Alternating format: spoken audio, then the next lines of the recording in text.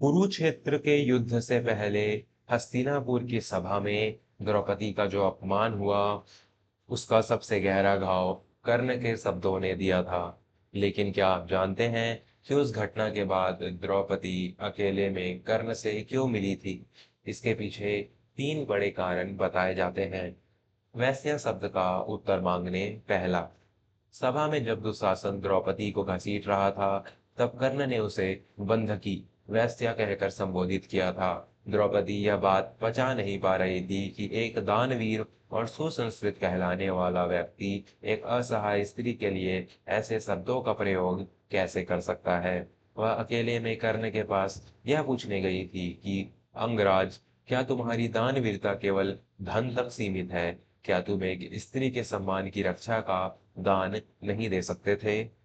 दूसरा, कर्ण के भीतर के द्वंद्व को जगाने। कुछ मान्यताओं के अनुसार द्रौपदी यह जानती थी कि कर्ण ही वह व्यक्ति है जो दुर्योधन को रोक सकता था। वह उसे यह एहसास कराने गई थी कि मित्रता का अर्थ अधर्म में साथ देना नहीं, बल्कि मित्र को पाप करने से रोकना है। द्रौपदी ने कर्ण से कहा था, आज तुम अपनी मित्रता जीत गए, पर मनुष्यता हार गए।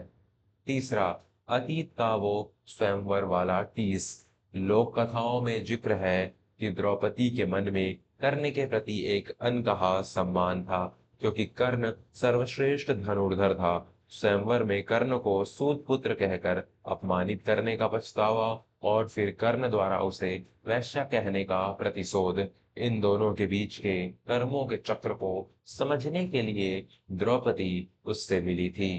कर्ण का पश्चाताप। कहते हैं कि उस मुलाकात में कर्ण खामोश रहा। उसकी आंखों में पश्चाताप के आंसू थे, क्योंकि वह दुर्योधन के ऋण कर्ज तले दबा था। उसने द्रौपदी से कहा था, पांचाली, वक्त आने पर मेरा वध ही तुम्हारे इस अपमान का प्रायश्चित होगा।